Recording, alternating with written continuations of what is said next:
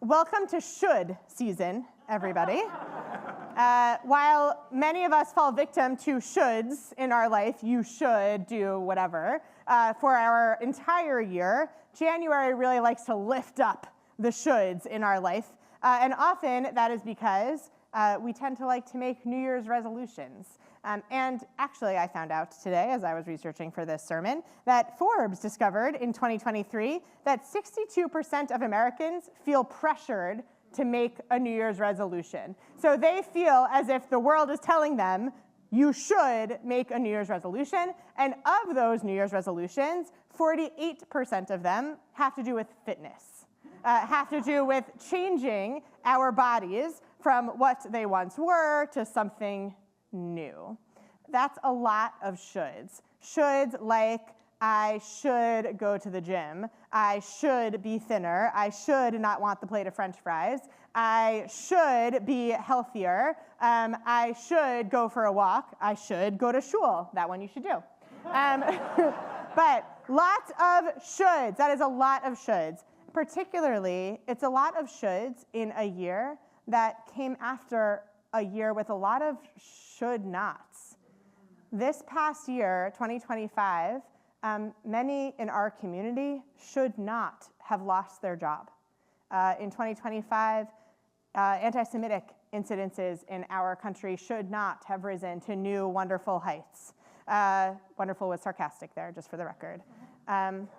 In 2025, we should not, as a country, still be in a loneliness epidemic with people not having a go-to person in their life. That should not be happening. And still, with all of these should nots, we still really quickly go to shoulds. What should we be doing?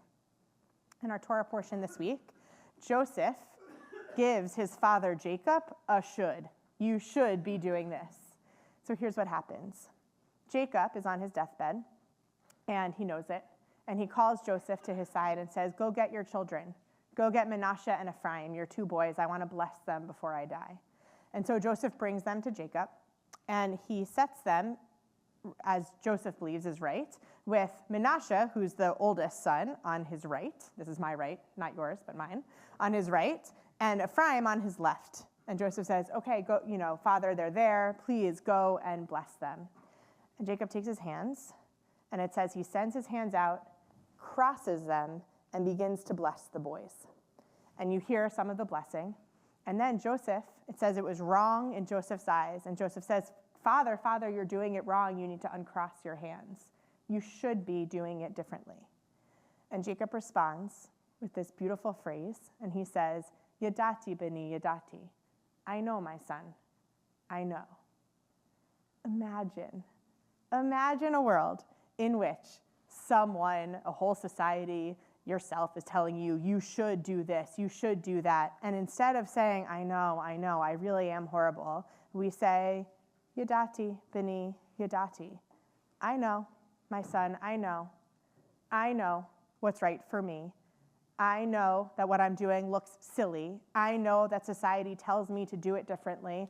I know that what I'm doing might be quirky or weird. I know that it's right for my family. I know that it's right for my legacy. I know what's right for me. I know who I am and what's in my heart. Yadati b'ni yadati. I know, my son. I know. There is a peace that comes out of those three words that I am jealous of, and perhaps you're jealous of it too. A peace from saying Yadati. So how do we get to Yadati? One, Yadati meaning I know. I'm going to say that again and again. For one, I don't think it's with shoulds. It's not with thinking that the way the world is telling us we're supposed to be is how we're supposed to be.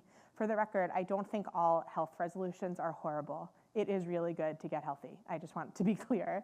But it's about how we do it, and if we do it in a healthy way, or are we doing it in a way that's saying, you should do this, you should be smaller, you should do this, this, and that. And I think our world is getting sick of those shoulds as well. I noticed over the past few days that friends and social media have been putting up different resolutions for their year, but they're actually not should resolutions. They're not I want to change my whole body resolutions or my whole persona resolutions. It actually feels like they are I want to celebrate my life resolutions. I want to have joy resolutions. I had one friend, a mom of a boy who goes to school with my son up in our ECC in Potomac, who put up that she this year wants to try a new flavor of ice cream once a month. How beautiful is that? A new flavor of ice cream once a month, and wants to take a picture of something beautiful once a week. That's not a should. That's a how do I celebrate life more? How do I try something new? How do I dive into the part of myself that loves beauty, the part of myself that loves ice cream? That's not just a mom in Potomac who's doing that. Jake Tapper put up on social media. It caught my eye. It was so beautiful. He put up an image of the pig from Richard Scarry's Cars and Planes and Vehicles That Go. He put up the pig is doing lots of different things, and it's saying like 2026 to a year of more kissing, and it's two pigs kissing. A year of more hugs. A year of more joy, and it's two pigs smiling. One says a year of more pickles, and it's a pig holding a pickle. Another social media account for those of you in my generation called I Am 30 AF. If you don't follow it, you should. It's hilarious. Put up a number of these more fulfilling, life-fulfilling resolutions that included the ones I liked the most were I want to go out and look at the clouds more and try to find animals, right? To me, that's like I want to find my inner kid again, right? I want to be silly and quirky again. Another one I found, which really I don't know why pickles come up so much, but one said every year I decide to eat more pickles. And now they're just continuing to eat pickles. Another one said, I'm determined to be cozier. I want a new bed and a new blanket. And I want to sort of lean into cozy this year. All of these resolutions are not, I want to change myself resolutions. They're not should resolutions. They're, I want to celebrate myself resolutions. I want to celebrate joy. 2025 was hard. 2024 was hard. What is it that we can do to add a little more joy, to add a little bit more of ourselves? What would it look like if we replaced should with silly or quirky or joy or happy? What if we replaced should with actually, I'm pretty good just as I am. I, just as I am a blessing. This act of Jacob crossing his hands and blessing Ephraim and Manasseh becomes the beginning of the children's blessing every Friday night. So we up here say the second half of the blessing, right? The Yivarechecha Adonai v'yishmerecha.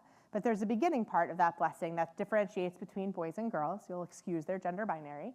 And they say, for boys, it says, may you be like Ephraim and Manasseh from this moment, from when Jacob crosses his hands and blesses Ephraim and Manasseh. May you be like Ephraim and Manasseh. If you're a girl, it says, may you be like Sarah, Rivka, Rachel, and Leah.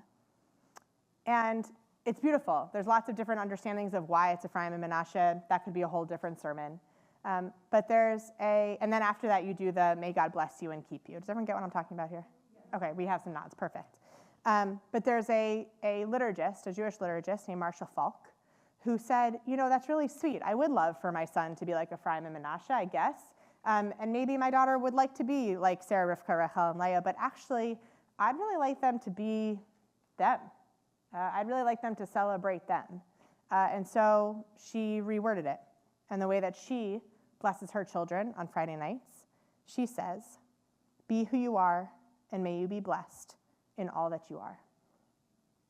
So my blessing for all of us, for you and for me, on this Shabbat of the new year, be who you are, and may you be blessed in all that you are. May we move away from the shoulds. May we answer confidently with Yadati, I know. May we embrace the quirky, the silly, the joyous. May we be blessed in all that we are. Shabbat shalom.